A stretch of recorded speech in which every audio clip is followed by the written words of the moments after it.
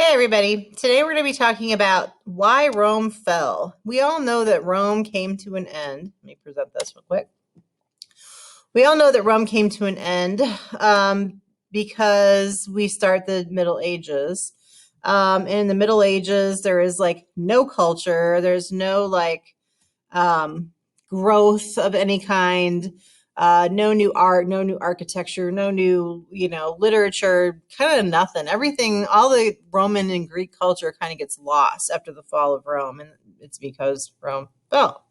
So today we're going to be talking about what caused the collapse of Rome. Why did Rome just fizzle out and die, basically? So let's talk about that. Today's learning target, I can identify the causes of the end of the Roman Empire.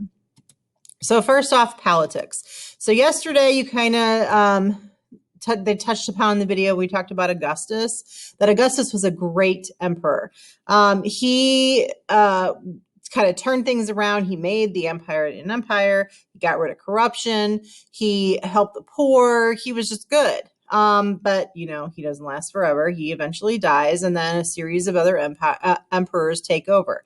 Some of them were good, and the last ones were not so good. So they touched upon two in the video we watched yesterday, Caligula and Nero.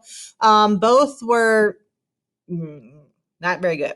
As you heard, Caligula was just very cruel and vicious. He killed people. He thought of himself as a god. And then you have Nero, who just basically wanted people to honor and revere him and didn't stop at anything until he got that, especially even burning the city down. And then, so he could rebuild it so that people would be like, oh, Nero, you rebuilt the city. But no, everybody caught on to what he was doing. And yeah, he was not good.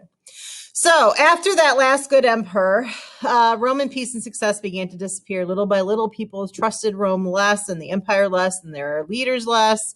And that doesn't do anybody any good. It starts weakening your state. The military grew very strong and they had a lot of influence. They had political positions. People liked them when they liked their emperors. And so they had a lot of strength. And political leaders were at this point forced to pretty much do whatever the army wanted because the support would have been with the military and they could have turned around and attacked Rome. So yeah, they didn't have a lot of belief in their leaders at this time. If the military was upset, again, they would turn against their leaders and you'd have a lot of war. So they didn't want to avoid that. They just tried to bend to the demands of the military. After Augustus, he got rid of a lot of corruption, but then after some of the bad emperors comes in, corruption comes back. It was just completely crazy all through government, which made people trust their government even less. And at this point, Romans stopped paying taxes. And when you don't have tax money coming in, not good for anybody. You can't pay for the services, can't help the poor. You can't do what you need to do in your civilization. And people were not loyal to the government. They didn't trust it. Then there was a series of invasions. Germanic tribes and Persian tribes saw that the civilization, Rome civilization, was just weakened.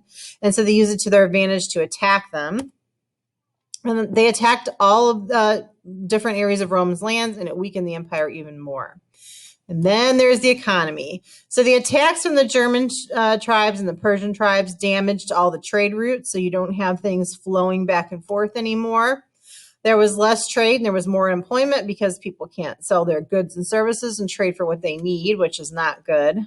Goods became more expensive because the supply was low, the demand was high, which is, one of the basic governing factors of prices in an economy. So people earned less money and they couldn't get the goods they needed, which was not good.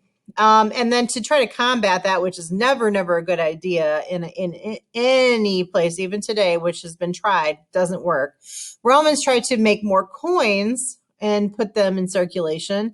But when you make more coins, when you just add more money to the economy, like the United States right now just printed a whole bunch of bills and threw in the economy, it doesn't help your economy. It actually makes your economy start to collapse. It makes inflation go crazy. And then you have prices that go up and your money is worth less. and then your economy just kind of collapses. And that's what happened. So they made all these coins, they threw them out there, and then people had all this money, but it wasn't worth much. And then when people have all this money, then all the prices go up on things, again, making your money worth less, but your goods cost more. So it's not good. So they did all of that.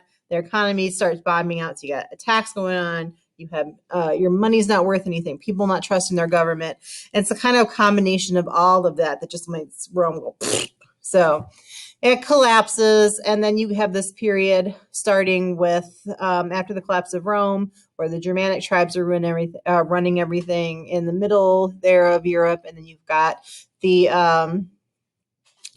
end of Rome. So then the beginning of the Dark Ages. All right, that is it. You're going to be watching a quick video right here. I'll link it in Google Classroom that talks about the fall of Rome, and then you're going to be playing a simulation that goes with your next 2 slides called Can You Stop the Fall of Rome?